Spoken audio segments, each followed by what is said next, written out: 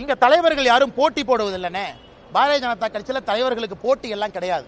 எல்லாரும் சேர்ந்து ஒரு தலைவரை தேர்ந்தெடுப்போம், அவ்வளவுதான். இதுல போட்டி எங்க வந்துச்சு?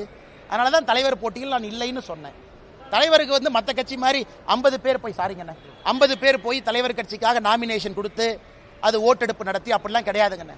எல்லோரும் சேர்ந்து ஏக மனதோடு ஒரு மனதோடு ஒரு தலைவரை தேர்ந்தெடுப்போம். அப்ப போட்டி எங்கிருந்து வருதுங்கண்ணா?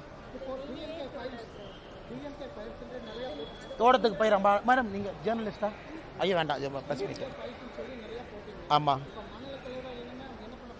ஏன் தலைவா என்ன மரியாதை கொடுக்க மாட்டீங்களா நீங்க? அதுக்குள்ள மறந்துடுவீங்களா? ஒரு விவசாயியோட பையனா இருப்பேன், மறந்துடுவீங்களா? என்னுடைய பணி ஒரு தொண்டனாக எப்பொழுதும் தொடருங்கண்ணா. கரப்ஷனுக்கு எதிராக வந்தவன் நான். அதுல சமரசம் கிடையாது, யாராக இருந்தாலும் சமரசம் இல்லை. ஒரு நாள் இல்லைன்னா ஒரு நாள் தமிழ்நாட்டில் நல்ல ஒரு ஆட்சியை கொண்டு வருவதற்கான முயற்சி தொடரும்.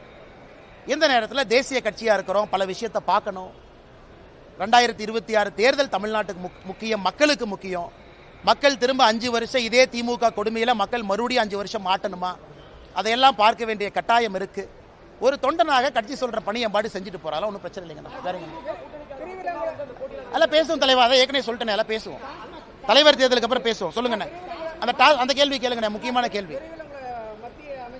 தலைவா இந்த மண்ணை விட்டு எங்கேயும் போக மாட்டேன் தலைவா. ஏன் பேக் பண்ணி அனுப்புறதுல இருக்கீங்க? டெல்லி போனா ஒரு நைட்டு வேலையை முடிச்சுட்டு அடுத்த நாள் திரும்புற ஆள் நான். அதனால எதுவும் கவலைப்படாதீங்கன்னா இங்க தான் உங்க முன்னாடி சுத்திட்டு இருப்பேன். ஆனா டாஸ்